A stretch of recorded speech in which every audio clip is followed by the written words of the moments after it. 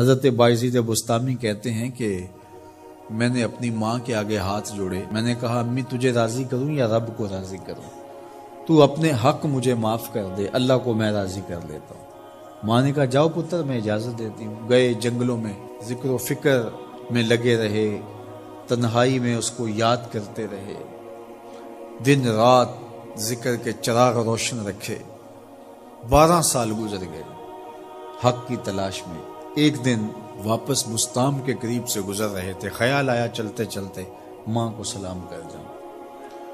دروازے کو دستک دینے لگے تو اس خیال نے ہاتھ روک لیا کہ ساری زندگی ماں کو سکھ تو دیا کوئی نہیں، اب دکھ بھی کیوں دینے لگے ہو؟ رات کا ایک پہر بیت گیا ہے، سردیوں کی لمبی رات ہے، ماں بستر میں لیٹی ہوگی، تیرے لیے اٹھے گی، دروازہ کھولے گی۔ دروازے کے ساتھ ہی لگ کے بیٹھ گئے اور ساری رات کاٹ دی، اس خیال سے کہ ماں کو تکلیف نہ ہو۔ جب سحری کا وقت ہوا تو اندر سے جو نالی آتی تھی اس نالی سے پانی آیا، سمجھ گئے میری ماں تہجد کے لیے اٹھی ہے اور وضو کا پانی ہے، تو فوراً دروازے پہ دستک دی۔ اندر سے آواز آئی بیٹا بایزید میں ابھی آئی۔ مائیں بیٹوں کے دستک کے انداز سے جان لیتی ہیں یہ کس بیٹے کے ہاتھوں کا لمس ہے۔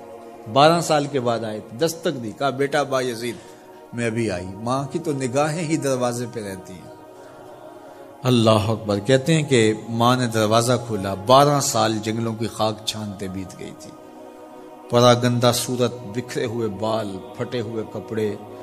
میری ماں کی جب نگاہ میرے پہ پڑی تو اس کی چشمان سے موٹے موٹے آنسو ٹپکنے لگے، اور اس نے ایسے ہاتھ پھیلا کے کہا مالک میرا بیٹا بایزید تیری طلب میں نکلا تھا، تو نے ابھی تک اسے اپنا قرب نہیں دیا۔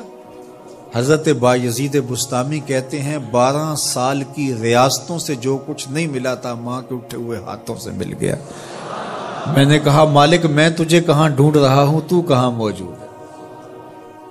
تو ماں باپ کی رضا اللہ کی رضا کا دروازہ کھولتی ہے۔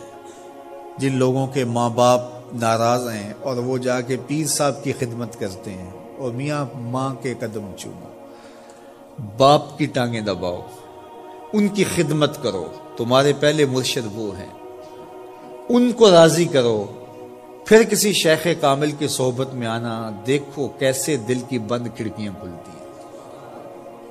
ایک مرشد تو ناراض کر آئے اور دوسرے مرشد سے تمہیں کیا ملے گا؟ تو راستہ یہیں سے کھلے گا۔